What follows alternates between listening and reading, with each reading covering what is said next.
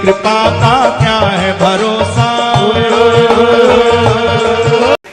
ये मांसाहारी बिल्ली क्यों बनाई, कुत्ता क्यों बनाया, भेड़िया क्यों बनाया, शेर क्यों बनाया, गीदड़ क्यों बनाया, कुछ पक्षी ऐसे बनाए जो कीट पतंगों को खाते, उनको क्यों बनाया।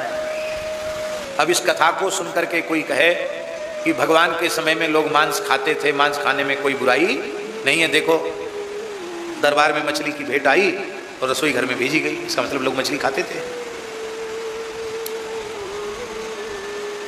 पुराणों की कई कथाओं को कह सुनकर के इसी प्रकार का लोग विचार रखते हैं, पर वो यह भूल जाते हैं कि भेंट करने वाला कौन है और भेंट लेने वाला कौन है, और किसके रसोई घर में मछली जा रही है, किसके रसोई घर में मछली जा रही है।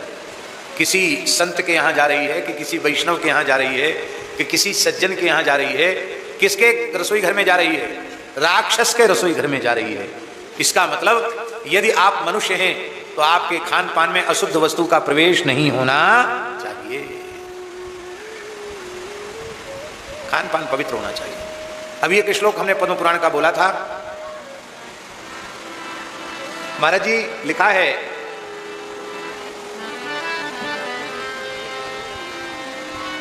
बहुत सुंदर बात है। पद्म पुराण उत्तरखंड अध्याय 118 में अध्याय का 21वां श्लोक, राक्षसीम योनिमाप्नोति सकृन् मांसस्य भक्षणात् 60 वर्ष सहस्राणि विष्टायाम परिपच्यते। पुराण और उसका खंड और उसकी श्लोक संख्या, अध्याय संख्या इसलिए बताई जिसमें आपको हमारी बात पर भरोसा न हो तो आप ग्रंथ निकाल कर उसे देख सकें। एक बार भी जो मनुष्य मांस खाता है, बहुत ध्यान से सुने, एक बार भी जो मनुष्य मांस खा लेता है उसे नरक जाना पड़ता है, राक्षसी योनि उसको प्राप्त होती है और 60,000 वर्ष तक विष्टा का कीड़ा बनना पड़ता है एक बार मांस खाने से। अब एक बात और सुन लीजिए, बहुत से लोग कहते हैं कि क्षत्रियों को तो मांस खाना चाहिए, क्षत्रियों में मांस खाने की परंपरा पुरानी है। ऐसा बहुत से लोग आजकल के विचारक कहते हैं। हम बहुत पीछे नहीं जा रहे हैं, बहुत निकट की बात बोल रहे हैं आपको। महाराणा प्रताप का नाम आप लोगों ने सुना है कि नहीं, जानते हैं कि नहीं। यदि महाराणा प्रताप जी का नाम नहीं सुना है और नहीं जानते उनके बारे में तो आपको भारतीय कहलाने का अधिकार नहीं। वह महाराणा प्रताप जिसका सपना आने पर मुगल बादशाह के कपड़े बिगड़ जाते थे, कपड़े में मलमूत्र कर देते थे बादशाह सपने में महाराणा प्रताप के आने पर।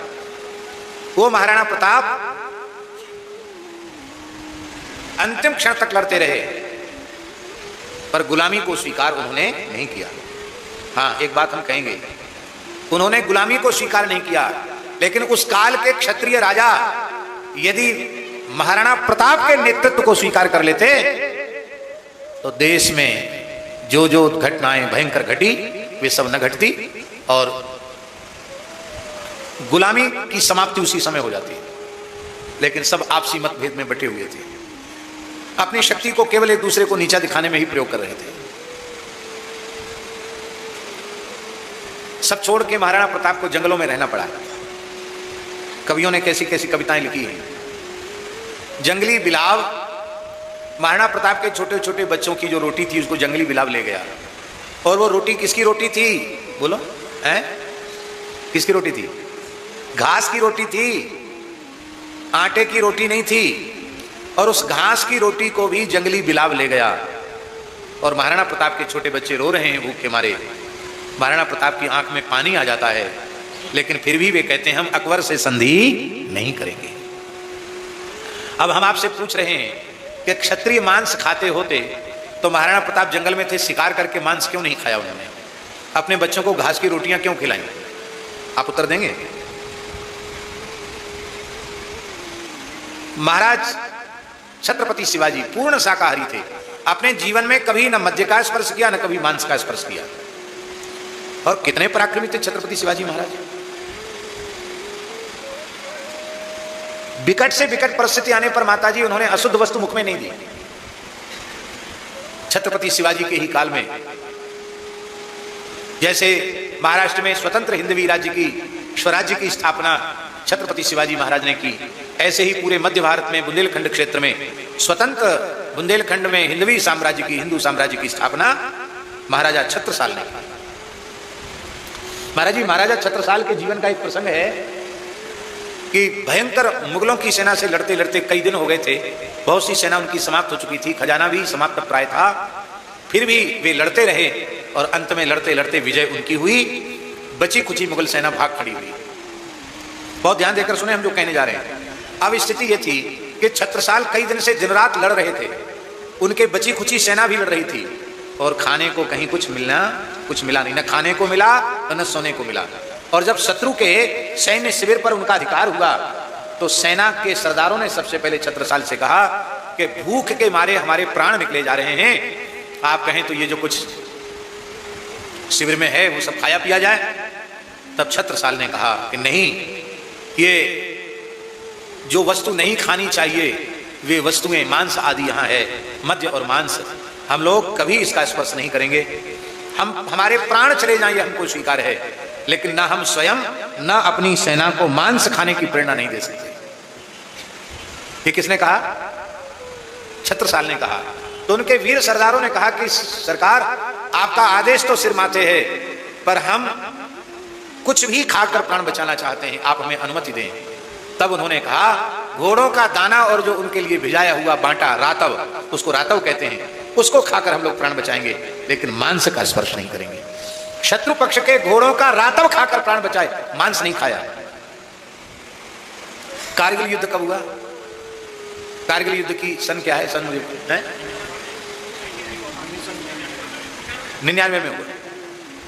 तो हम कलकत्ते जा रहे थे, युद्ध तो समाप्त हो गया था और कारगिल विजय भी हम लोगों को मिल गई थी।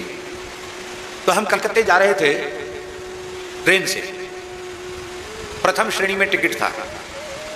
तो कोई आप जानते ही हैं कि कोई कोच ऐसा भी होता है प्रथम श्रेणी में जिसमें केवल 2 सीट होती है, केवल 2 सीट होती है। एक 4 सीट वाला कोच होता है, एक 2 सीट वाला। तो 2 सीट वाले कोच में एक तो हमारी सीट थी और एक सेना के कर्नल थे, उनकी सीट थी। तो हम बिना परिचय के कोई बातचीत का तो कोई प्रश्न ही नहीं था, लेकिन अब कलकत्ते तक उनको भी जाना था, हमको भी उसी में जाना था। मैंने अपनी तरफ से कोई बातचीत नहीं की, लेकिन उन्होंने हमको एक बात व्यंग में पूछी। व्यंग तो जानते ना, बाबा जी हम तो यही समझते थे कि बाबा लोग बिना टिकट चलते हैं, इतना महंगा टिकट लेके आप कैसे चल रहे हो? तो हमने कहा आप कैसे चल रहे हो?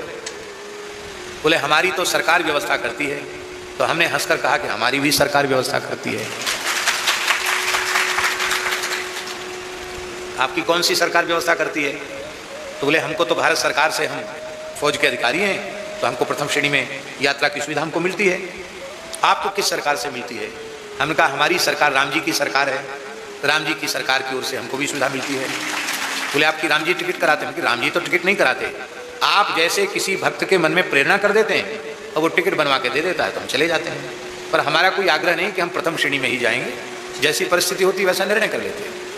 तो कलकत्ते में जिसने बुलाया उसने टिकट कराया है, जा रहे हैं। फिर अब साथी थे तो कुछ बातचीत होने लगी।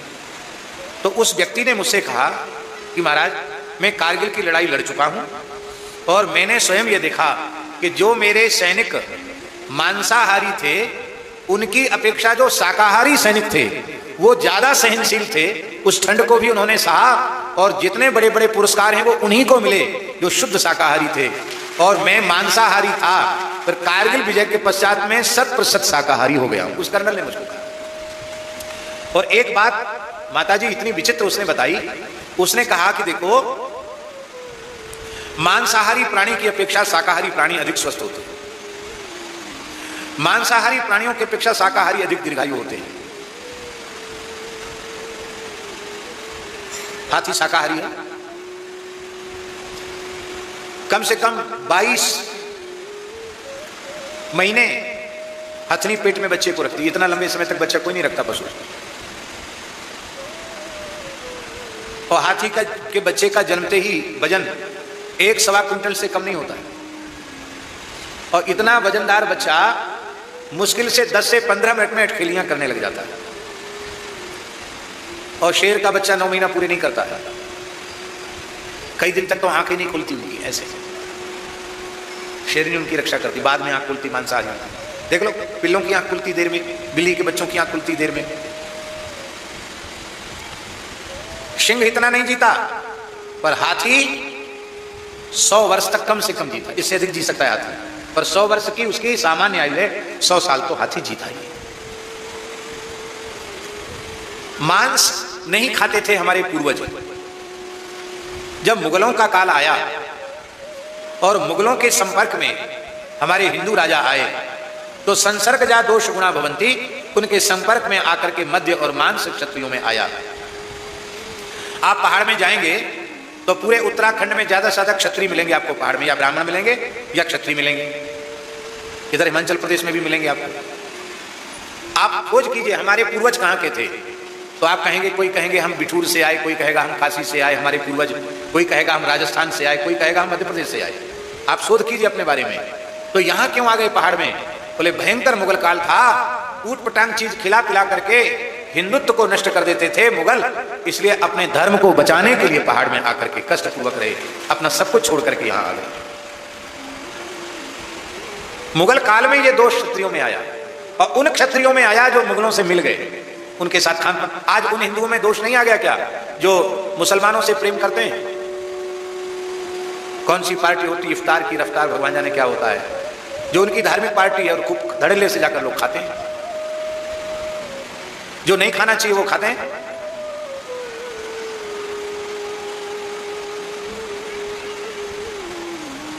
भाई अपने स्वरूप को संभाल कर रखो। आप जब व्यवहारिक हैं, आप व्यवहार कीजिए, लेकिन अपने खान पान को शुद्ध रखिए।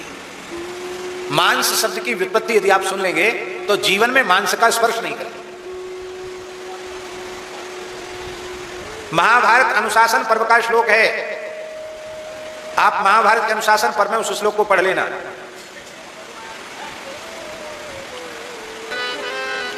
मांस शब्द संस्कृत भाषा का है। किस भाषा का है? संस्कृत भाषा का है। और उसका जब विच्छेद करेंगे हम, संधि विच्छेद, माने उसको अलग अलग करेंगे, ऐसा समझिए, तो माम सह, मांस शब्द को अलग अलग करेंगे तो क्या बनेगा? माम सह। माम माने क्या होता है? माम माने मुझे, सह माने क्या होता है संस्कृत? सह माने वह। इसका अर्थ है माम माने मुझे, सह माने वह। जब कोई व्यक्ति मांस खाने बैठता है तो जिस प्राणी का मांस उसने खाया है उसका जीवात्मा कहता है कि माम माने मुझे, सह माने वह मुझे खा रहा है तो मैं भी उसे छोड़ूंगा नहीं, मैं भी उसे खाऊंगा। इसलिए मांसाहारी की कभी सदगति नहीं होती।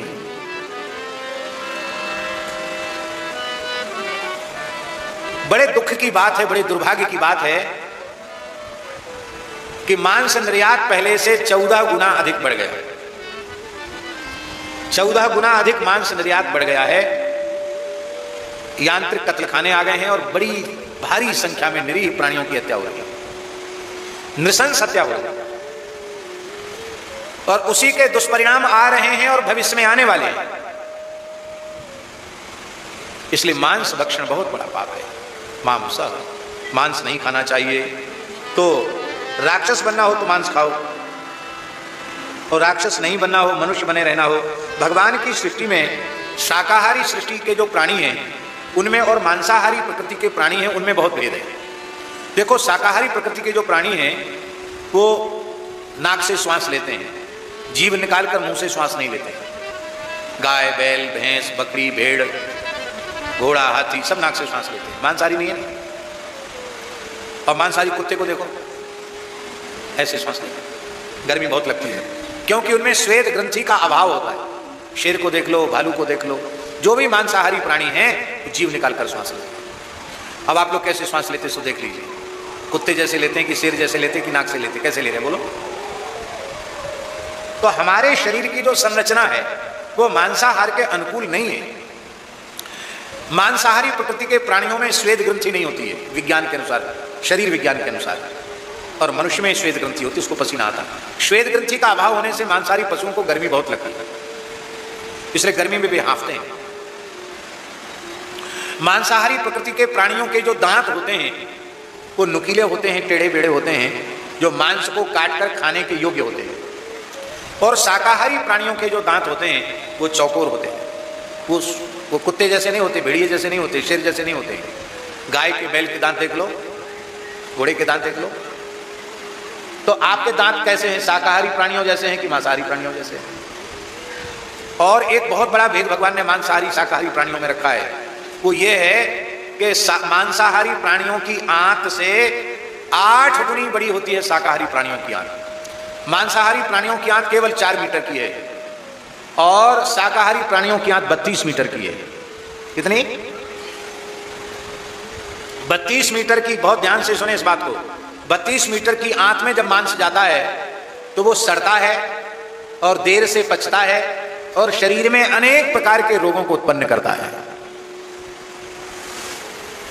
और जो मांसाहारी प्रकृति के प्राणी हैं उनमें केवल 4 मीटर की आंत है, वो खा करके जल्दी पच जाता है। उनके शरीर की संरचना ऐसी है। ये मांसाहारी बिल्ली क्यों बनाई, कुत्ता क्यों बनाया, भेड़िया क्यों बनाया, शेर क्यों बनाया, गीदड़ क्यों बनाया? कुछ पक्षी ऐसे बनाए जो कीट पतंगों को खाते हैं, उनको क्यों बनाया? भाई ये सृष्टि परमात्मा की बनाई हुई है। इस सृष्टि को नियंत्रित रखना और इस सृष्टि को व्यवस्थित रखना ये परमात्मा का कार्य है। परमात्मा की बनाई हुई जो नैसर्गिक व्यवस्था है उस व्यवस्था में यदि समाज चले तो कभी जनसंख्या वृद्धि समस्या नहीं बनेगी।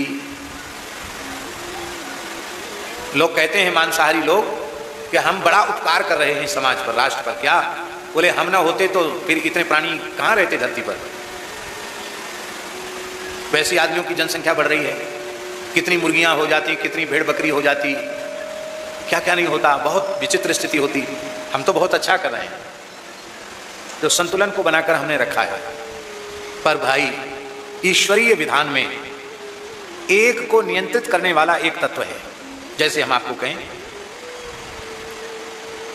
पेड़ पौधों को नियंत्रित करने के लिए भेड़ बकरी है,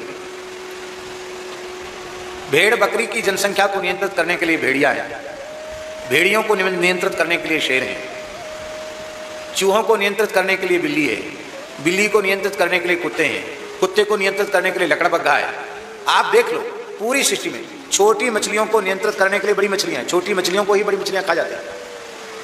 और उन मछलियों को नियंत्रित करने के लिए मगरमच्छ है। माने जनसंख्या का संतुलन बना रहे इसके लिए ईश्वर की ओर से पूरी व्यवस्था है। और आपको ठेकेदार बनाए ना दुनिया के। इसलिए मांसाहार मनुष्य की प्रकृति से सर्वथा विरुद्ध है। पहले शरीर विज्ञान वाले लोग, इस देश के बाहर के लोग स्वीकार नहीं करते थे। अब जो विदेशी देश शरीर विज्ञान वाले हैं वो भी इस भारतीय आर्ष विचारधारा को स्वीकार करने लगे हैं कि मनुष्य यदि स्वस्थ और दीर्घायुष्य प्राप्त करना चाहता है तो उसे शुद्ध शाकाहारी होने का व्रत लेना चाहिए।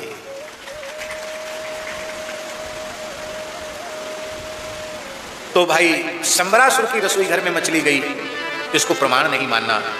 यदि मांस खाने का क्षत्रियों को विधान होता तो पितामह भीष्म युधिष्ठिर को महाभारत अनुशासन पर्व में मांस भक्षण का निषेध न कहते।